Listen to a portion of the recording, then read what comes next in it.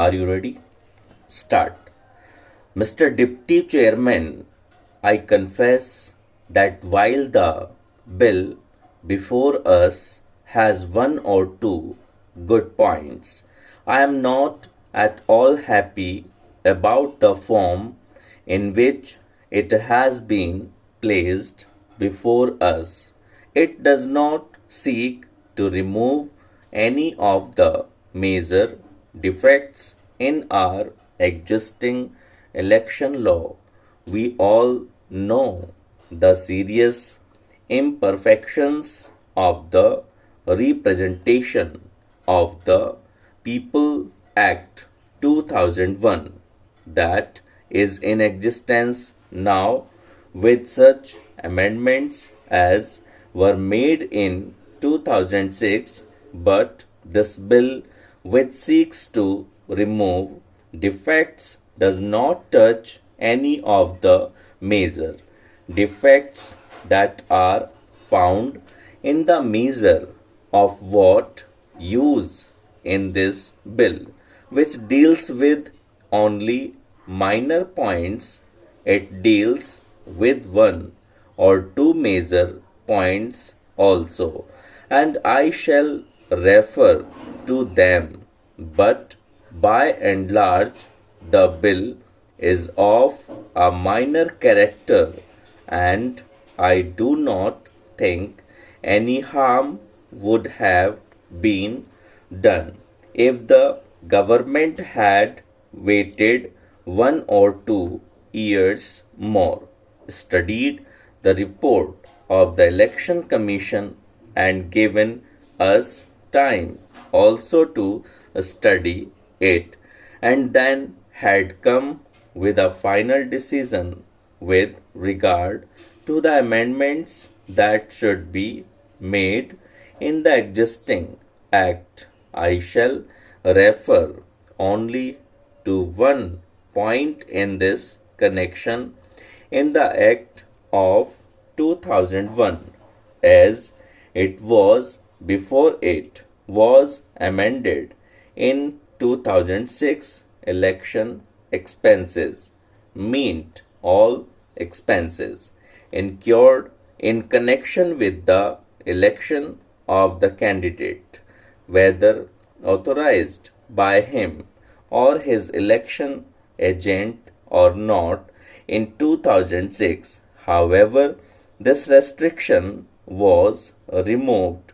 I mean, this connotation of the term election expenses was altered, and the return of election expenses was to relate only to the expenses incurred or authorized by the candidate or his election agent. That meant that unauthorized persons could spend money in the interest of a candidate, but the expenditure incurred by them was not to be shown in the return of election expenses if the limit prescribed in the rules is to have to meaning, or if it is to be of such a character as not to limit the maximum expenditure that can be incurred in connection with the election. It is obvious that the wealthy will always stand a better chance in a contest than a meritorious candidate who is poor, but that feature has not been touched. I should like to deal with 2 or 3 new provisions that are sought to be introduced in the Act by the bill. The Law Minister, while explaining the provisions of this bill, referred only to Clause 8 of the bill, which deals with the question of ordinary residence of a person. I am surprised that he did not refer along with this to clause 6 of the bill. What is the significance of this omission? The candidates to the Lok Sabha are not affected in the least by this deletion of the words.